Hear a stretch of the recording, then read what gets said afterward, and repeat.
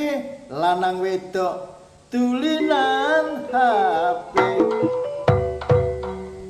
Nyambut gawe sukses perkara HP, bojo dikendak tangga ya perkara HP.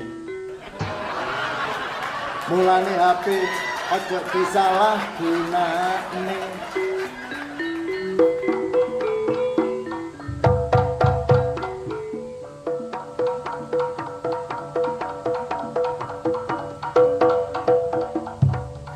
Ibarat pisau bermata dua, api eleke HP tergantung sing gawe.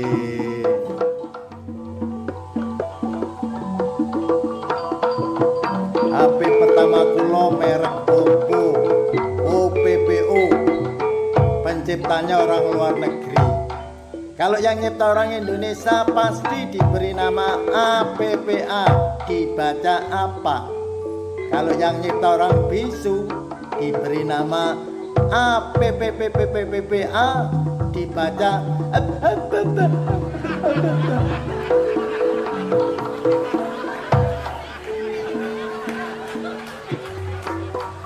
zaman maju teknologi canggih, akeh wong sing wis duwe HP. Telepon genggam cilik bentuke, gampang digawa mrono, gampang digawa mrene.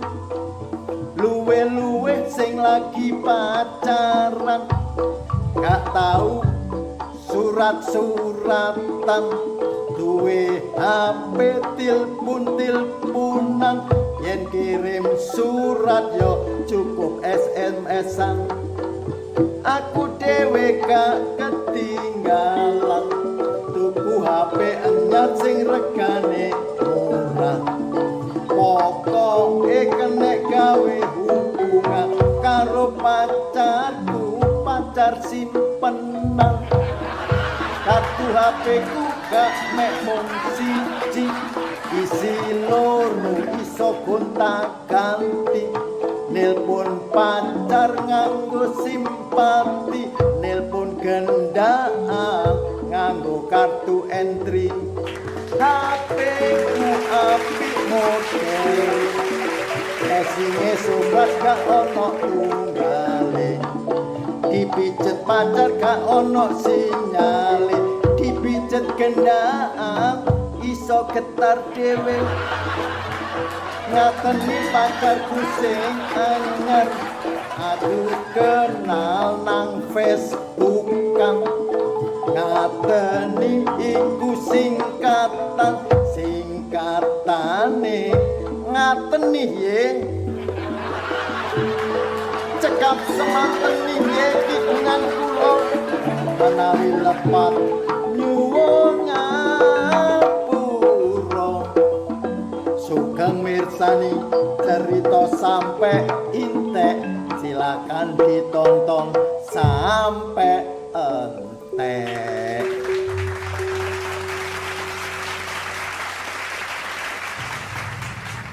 Oh teman-teman, saya punya teka-teki.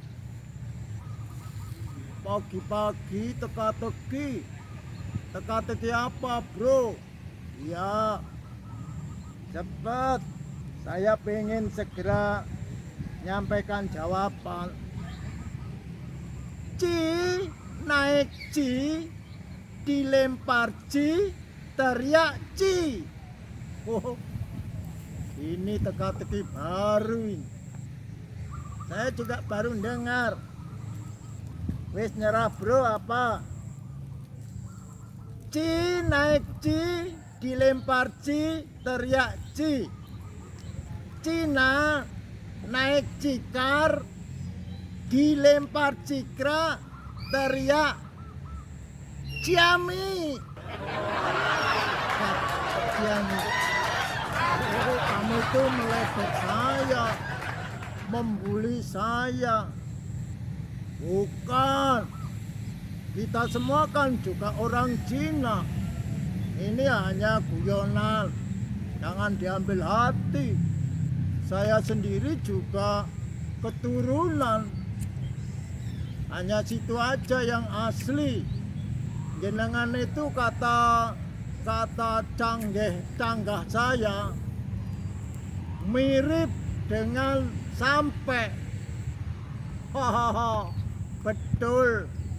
Katanya ayah saya, katanya kakek saya, katanya buyut saya ini keturunan mirip dengan itu siapa? Sampai. Padahal sampai dan Inte menurut cerita kan nggak jadi menikah, meninggal sebelum menikah, nggak punya keturunan. Yo mungkin netis bro, tahu ya netis. Nah itu masalahnya. Sekarang saya ganti tanya. Dulu sampai begitu ditinggal nikah oleh Inte kan putus cinta, akhirnya sakit terus meninggal. Lah Inte ketika diboyong ke kota, diboyong oleh suaminya yaitu Panglima Majun dari Hancu Kota. Terus nah seandainya saya ditinggal nikah oleh pacar, ya move on. Iya ya, mungkin zaman dulu belum ada move on teman. Atau mungkin cintanya terlalu tebal, saling mencintai. Nah sekarang saya tanya, mengapa move on itu kok sulit atau sukar dilakukan? Oh betul ya,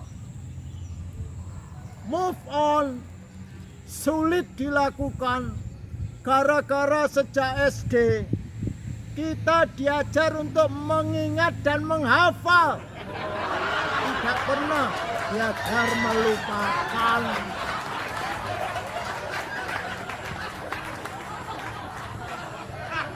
Betul juga. Menurut kakek saya, kita ini generasi ke-7 dari sampai Inte. Oh ya, sampai Inte kan nggak punya keturunan. Saya terah urut-urutannya itu udek-udek gantung sewor saya itu temannya sampai Inte. Maksudnya demikian. Ini disebut yang laki-laki saja ya. Saya punya ayah, ayah saya punya ayah namanya kakek, kakek punya ayah namanya buyut, di atasnya buyut canggah, di atasnya wareng, di atasnya lagi udek-udek, dan yang ke-7 gantung sewur.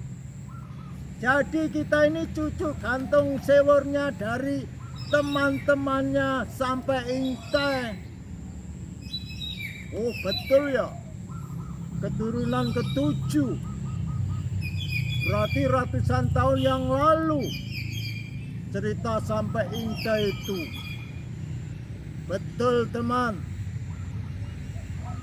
Nah, yang saya tahu ketika memboyong Inte ke kota Hancu, Panglima Majun itu disuruh lewat pemakaman. Betul.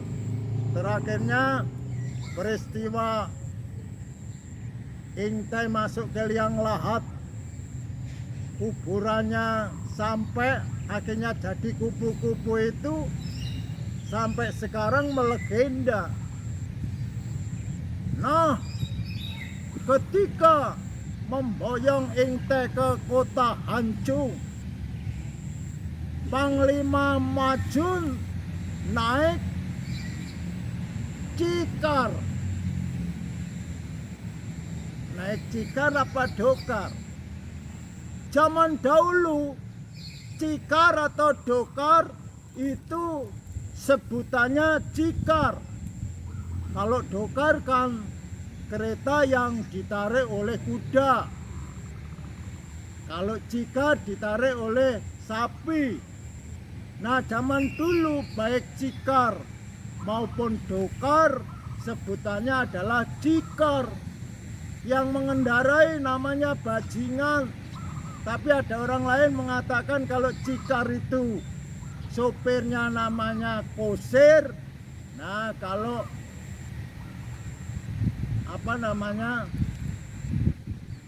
Cikar. Kalau Cikar bajingan. Betul. Oleh sebab itulah kita mengenangnya hingga sekarang ini. Ayo teman, kalau kita mau menggali, mau menelusuri, mau tahu sejarahnya lebih jelas dan lebih terarah, karena banyak versi. Ada yang katanya sampai itu orang pribumi, intinya orang Tionghoa, orang kaya, sampainya orang miskin. Tapi yang namanya cinta tidak membedakan kasta, kekayaan maupun kecerdasan. Zaman dahulu dianggap tidak elok kalau seorang Tionghoa menikah dengan penduduk pribumi. Betul teman. Sejak peristiwa sampai Intai itulah akhirnya kalau ada pernikahan orang pribumi dengan orang Tionghoa, yang kaya yang miskin tidak dipermasalahkan lagi. Takut kalau saking cintanya akhirnya mereka bunuh diri. Oh, bisa jadi ya.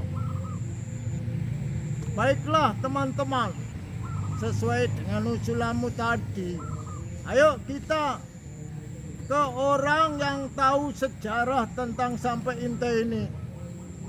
Kita telusuri, kita tanya, kita pengen tahu lebih dalam. Karena kita keturunan ke-7. Baik teman, ayo kita pergi ke Mbah Suraloyo. Oh, kamu tahu ya? Ikut sama saya, Mbah Suraloyo. Mari berangkat. Oh, itulah tadi beberapa versi dari cerita sampai Intai. Dari nenek moyang kita turun-temurun dikisahkan, diceritakan secara lisan, sehingga ada versi yang mengatakan bahwa yang kaya itu sampai intenya dari pihak yang miskin. Bahkan ada versi yang penduduk pribumi itu intenya sampainya yang asli orang Tionghoa. Tapi yang sering kita dengar, yang banyak tertulis di kisah-kisah legenda, bahwa sampai adalah keturunan atau orang pribumi asli, Intai orang Tionghoa asli, dan nggak mungkin berjodoh pada zaman itu. Setelah peristiwa itulah banyak orang Chinese, orang Tionghoa menikah dengan penduduk pribumi. Memang kastanya, derajatnya, stratanya zaman dulu itu beda. Kalau orang Tionghoa cari uang, maka orang pribumi cari pekerjaan. Akhirnya banyak orang pribumi kerja di orang Tionghoa. Nah, ada yang akhirnya dipek mantu, dinikahi oleh juragannya yang masih jomblo tentunya. Nah, saya di sini walaupun di kampung pecinan ini kita penduduk dari perantauan, tapi saya mengajarkan budaya Jawa, tari-tarian dan kebiasaan yang luhur dan perilaku yang patut dicontoh selalu saya terapkan. Katanya kakek itu ya bisa nari Jawa. Betul. Nari Jawa itu gerakannya hanya 3 dasarnya, yaitu mendak. Mendak itu jentit, nyetak tangan ke depan, dan deglak. Gerakan dasarnya itu. Kami minta dilatih. Ya minta dilatih. Kalau dilatih harus bisa gerakan dasarnya dulu. Ya. Jentit, nyetak, deglak. Baik ya, satu-satu dulu. Nanti kalau sudah lemas, baru kita ngharap tarian-tarian dari pribumi sini. Ya, kita ikut mengembangkan, ikut menjaga kelestariannya, budaya adiluhung, kearifan lokal. Oh gitu kek ya. Siap kek. Jentit, nyetak, deglak. Saya kasih apa-apa dari dalam ya, dari kaca ya.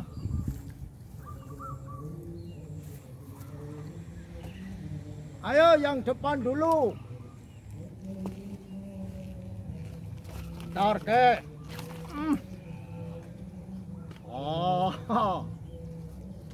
Siap-siap ya. Baik kek. Jentit, nyetak, deglak. Oke, gantian. Yang kedua. Iya. Siap kek. Malu saya kek. Menghadap sini saja kek. Oh, ayo siap. Jentit, nyetak, deglak. Oh, deglak ya. Oh, ayo liras. Oke. Menghadap sana nggak apa-apa. Siap kek. Oh, jentit, nyetak, deglak. Oh, berhasil.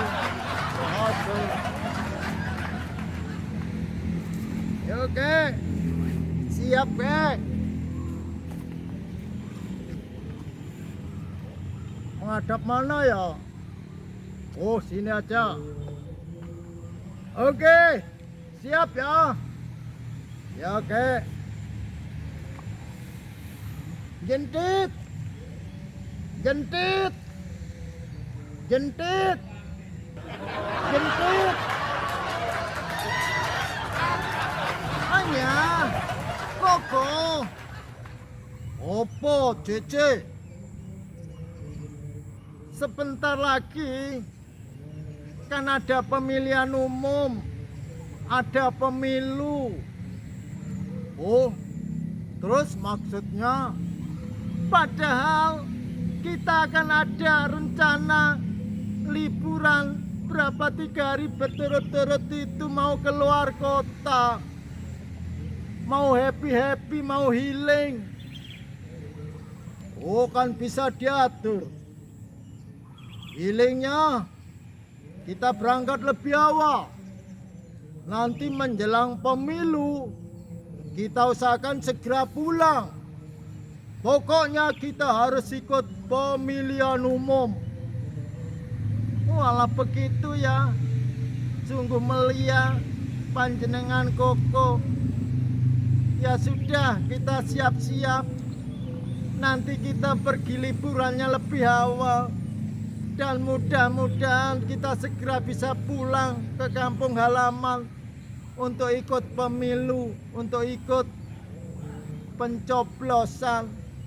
Sebelum kita nanti menikah, terus jenengan coblos.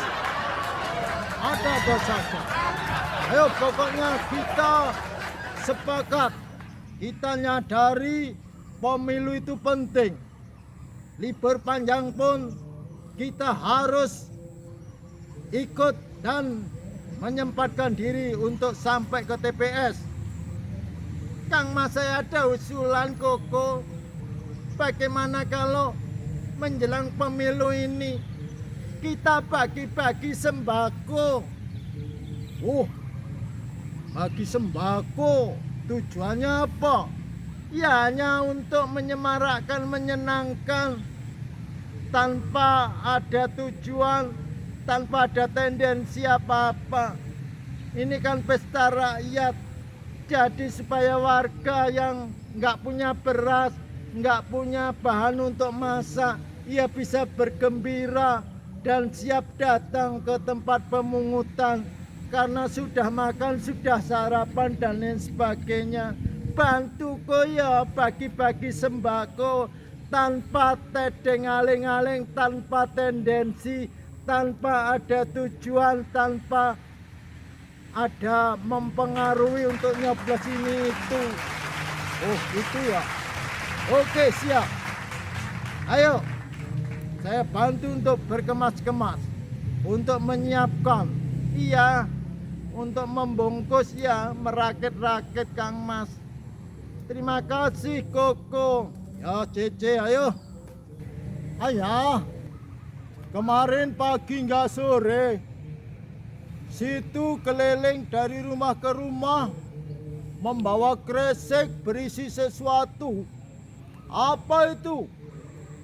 Oh, itu saya diajak oleh pacar saya untuk bagi-bagi sembako. Oh, 9 bahan pokok. Itu pekerjaan yang mulia, teman. Iya, bro. Kalau saya mampu, saya juga akan melakukan itu untuk mendukung suasana pesta rakyat, pemilu. Jadi saat pemilu, warga masyarakatnya kebutuhannya tercukupi. Saya juga pengen bagi-bagi sembako saat ini juga ke kalian. Gak perlu bro. Ya apa? Kamu sendiri, keluargamu pas-pasan. Barangkali ada sembako lain. Betul. Sembako yang saya maksud itu 9 bahasa kocak. Oh, 9 bahasa kocak. Betul. Contohnya, saya suka sama situ, sebab situ suka sama saya. 9. Oh iya ya. Keren. Lainnya ada enggak? Anggaplah itu tadi. Untuk itu Heru ya, untuk saya. Sekarang sembako untuk saya 9 bahasa kocak. Boleh 9 bahasa kocak untuk Nana. Ya dengarkan. Ini 9 bahasa kocak. susi susi susu sing sesisih-sisit sebab sakit sesasi. Iya Pak 9. Ya kamu yang belakang itu siap dengar. Dengarkan ya. Sembako 9 bahasa kocak. Kolo kulo kelas kalih. Kula kolang kaling kalih kilo. Maksudnya apa bro? Ketika saya kelas 2 SMA, kulakan kolang kaling sebanyak 2 kilo. Kalau kelas kalih, kolang kaling kalih kilo. Mas, sekarang untuk saya sendiri. Untuk saya 9 bahasa kota. Kakak, kakiku kaku. Kuku kakiku kaku kabeh. Satu, kakak 2, kuku 2, kuku ku 2. Iya 9. Kakak kakiku kaku. Kuku kakiku kuku kabeh. Saya juga. Kakak kakiku kaku. Kuku kakiku kaku kabeh.